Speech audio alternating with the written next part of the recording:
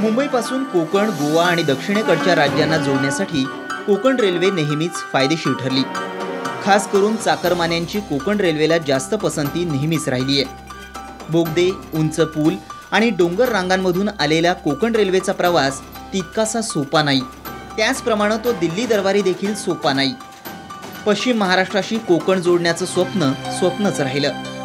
Konkan railway स्वतंत्र corporation आहे। त्याचबरोबर कोकण रेल्वे मार्गाच्या दुपदरीकरणासाठी अर्थसंकल्पात तरतूद करण्याच्या आशा कोकणातल्या अनेकांना आहेत। पनवेल रोहा हा 100 किलोमीटरचा टप्पा दुपदरीकरण होतोय, मात्र अतिशय संथ गतीनं। त्यामुळे या मार्गाबरोबर रोहा ते वीर 46 किलोमीटरचा आणि नांदगाव ते वेरणा या 220 किलोमीटरच्या टप्प्याचं दुपदरीकरण होणं गरजेचं आहे। त्यासाठी येणाऱ्या अर्थसंकल्पात तरतूद असणं आवश्यक असल्याचं तज्ज्ञांना वाटतंय। कराड चिपळूण 90 किलोमीटरचा रेल्वे मार्ग जर तातडीने झाला तर पश्चिम महाराष्ट्र आणि कोकण जोडलं जाईल, जेणेकरून पर्यटन, उद्योगधंदे हे सगळे वाढीस लागतील आणि व्यापार उद्योग देखील वाढीस लागेल। दुसरा दुपदरीकरणाचा विषय खूप वर्ष प्रलंबित आहे। खरं म्हणजे पनवेल टू रोहा हा साधारण 100 किलोमीटरचा अनेक वर्ष पेंडिंग झाला आहे आणि रोहा टू वीर हाही 46 किलोमीटरचा रेल्वे मार्ग होणं गरजेचं आहे। कोकण रेल्वे बंदरांना जोडणं हा सुद्धा महत्त्वाचा प्रकल्प आहे। भोके जयगड, विजयदुर्ग नांदगाव, दिघी माणगाव अशा बंदरांना कोकण रेल्वेनं जोडणं कोकणाच्या विकासाच्या दृष्टीनं आवश्यक आहे। त्यासाठी तरतूद करावी अशी रत्नागिरीकरांची अपेक्षा आहे। गेल्या काही दिवसात कोकण रेल्वे आणि मध्य रेल्वेच्या मार्गावर अपघातांनी रेल्वे चर्चेत आली। त्यासाठी इथला भूगर्भीय अभ्यास केला जावा अशी मागणी होतीये।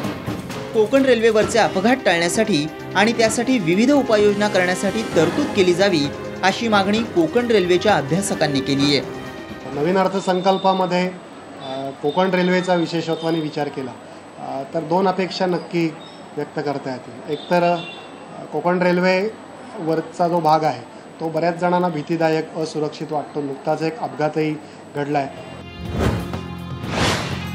कोकणी माणसांना रेल्वे अर्थसंकल्पातून काय अपेक्षित आहेत, त्यांची मतं काय आहेत हे जाणून घेऊयात। आता तरी दर त्यांनी वाढवले तिकिटीचे, त्या मनाने त्यांनी सिक्युरिटी प्रोव्हाइड करावी लोकांना। आणि जसे मुंबईचे चाकरमाने कोकणात येतात तर त्यासाठी अजून गाड्या त्यांनी वाढव्या असं मला वाटतं। गणपतीच्या सीझनमध्ये आणखी कोकणाच्या सगळ्या सणांच्या वेळी गाड्यांची संख्या भरपूर कमी असते आणि कोकणात येणारे प्रवासी भरपूर असतात, त्यामुळे प्रवाशांचे अतिशय हाल होतात। त्यामुळे गाड्यांची संख्या वाढवली पाहिजे। आणखी कोकण रेल्वेचा हा सिंगल ट्रॅक हा डबल ट्रॅक झाला पाहिजे, ह्या दृष्टीने सरकारने विचार केला पाहिजे। गाड्या वाढल्या पाहिजेत आणि हे येणाऱ्या गणपतीच्या सीझनला तर जास्तीच गाड्या पाहिजेत, कारण कोकणात यायला गाड्या म्हणजे रत्नागिरी, चिपळूण, खेड या लोकांना गाड्याच नाही मिळत। आत्ता प्रवास ठीक आहे, पण येणारा प्रवास चांगला व्हायला पाहिजे। 8 जुलैला रेल्वेचा अर्थसंकल्प सादर केला जाणार आहे। या अर्थसंकल्पातून कोकणवासियांना खूप साऱ्या अपेक्षा आहेत। कोकणवासियांच्या या अपेक्षा रेल्वे बजेटमधून कितपत पूर्ण होत आहेत हे उद्या स्पष्ट होईल।